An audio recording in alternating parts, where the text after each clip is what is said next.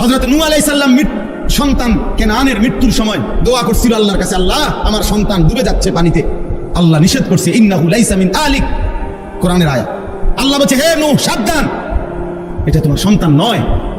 ইন্নাহু আমালুন গায়রু সালেহ, এটা বেআমল, গায়রু সালেহ, এর সমস্ত কর্ম অসৎ কর্ম, এ নাফরমান, এ আল্লাহকে সিজদা দেয় নাই, মালিকের গোলামি করে নাই, এটা তোমার সন্তান হইতে পারে না। এজন্য এই ছেলে তোমাদেরকে বলি, বাবা তোমরা যারা নামাজ পড়ো না, তোমরা যারা চরিত্রহীন নারী, ছবি, উলঙ্গ দৃশ্য, মোবাইলের নাচ গান আর এই অসভ্যতা দিয়ে তোমাদের যাদের জীবন, তুই মনে রাখিস তুই কোনো মুসলমানের বাচ্চা না, তুই কোনো মুমিনের বাচ্চা না। হ্যাঁ হ্যাঁ, সাফ কথা, এটা কোরআন বলছে। আল্লাহ বলে দিছে নূহ নবীকে, সাবধান, এটা কি না তোমার সন্তান না।